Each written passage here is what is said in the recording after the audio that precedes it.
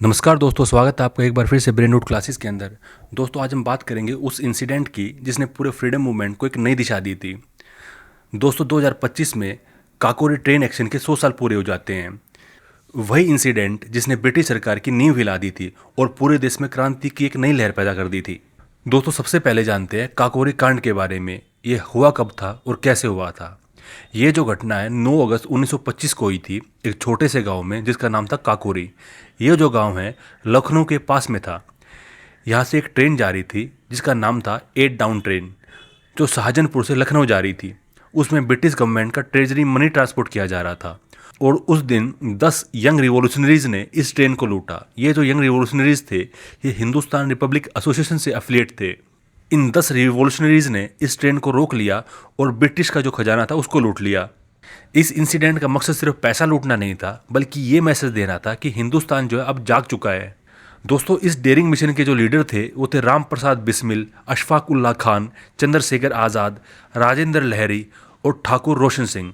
इन सब ने मिलकर ब्रिटिश एम्पायर को चैलेंज किया उस समय जब डर और दमन का राज चला हुआ था।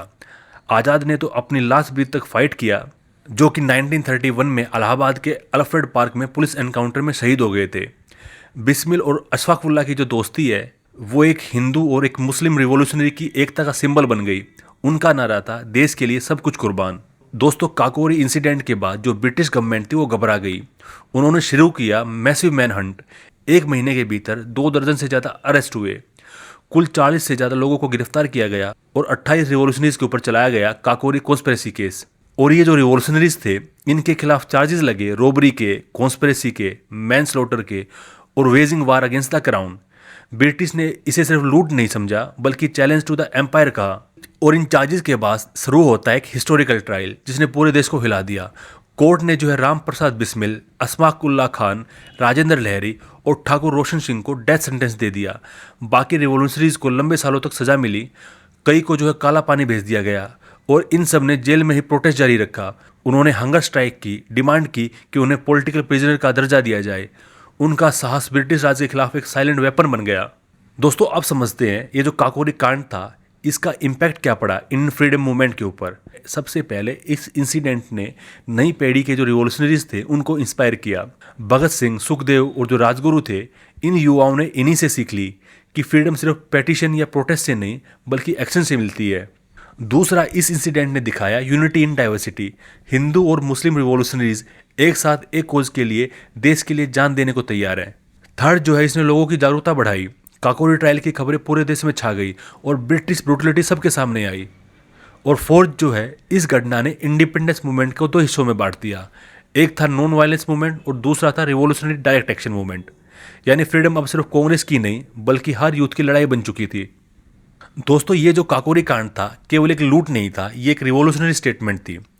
इसने दिखाया कि भारत के बेटे अपनी जान दे सकते हैं लेकिन गुलामी बर्दाश्त नहीं करेंगे। और बाद में यही जो भावना है वो आगे बढ़ती है भगत सिंह और चंद्रशेखर आज़ाद की HSRA तक।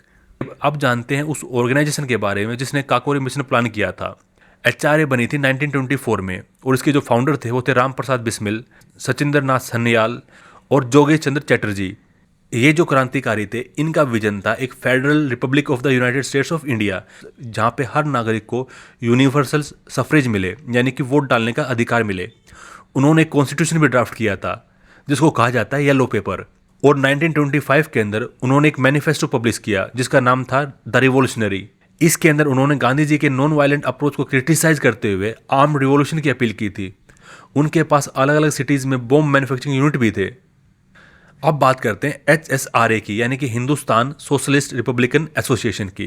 1928 में जब HRA के कई लीडर्स को फांसी दे दी गई तो बचे हुए जो रिवॉल्यूशनरीज थे उन्होंने ऑर्गेनाइजेशन को रीऑर्गेनाइज किया और बनाया हिंदुस्तान सोशलिस्ट रिपब्लिकन एसोसिएशन, यानी कि HSRA। ये ऑर्गेनाइजेशन दिल्ली के फिरोजशाह कोटला के अंदर बनी और इसमें शामिल थे चंद्रशेखर आज़ाद, भगत सिंह, सुखदेव थापर और राजगुरु। उन्होंने सोशलिज्म और नेशनलिज्म को मिलाकर रिवॉल्यूशन को आइडियोलॉजिकल बेस दिया। उनका जो विजन था वो था freedom through socialism and sacrifice. तो दोस्तों, काकोरी ट्रेन एक्शन जो है सिर्फ एक रोबरी नहीं था, ये कॉलोनियल रूल के खिलाफ एक पॉलिटिकल मैसेज था। इसने दिखाया कि ब्रिटिश एम्पायर की जड़ें अब डर से नहीं बल्कि क्रांति से हिलने लगी हैं। बिस्मिल, अशफाकुल्लाह, आज़ाद ये सिर्फ नाम नहीं थे, ये भारत के फ्रीडम का एटर्नल स्पिरिट है। और आज 100 साल बाद भी उनका बलिदान हमें याद दिलाता है freedom isn't given, it's earned with courage, unity and sacrifice. तो दोस्तों, जब भी आप काकोरी कांड सुने तो याद रखिए वो सिर्फ एक घटना नहीं थी, बल्कि इंडिया की इंडिपेंडेंस के लिए एक धाड़ थी। तो दोस्तों, यहाँ पे जो हमारा टॉपिक था ये कंप्लीट होता है। उम्मीद आपको पसंद आया होगा। अगर ये टॉपिक आपको अच्छा लगा हो तो वीडियो को लाइक करें, कमेंट करें और चैनल को सब्सक्राइब करना बिल्कुल ना भूलें, ताकि हर नए लेक्चर की नोटिफिकेशन आपको टाइम पर मिलती रहे। मिलते हैं अगले वीडियो में, तब तक के लिए धन्यवाद।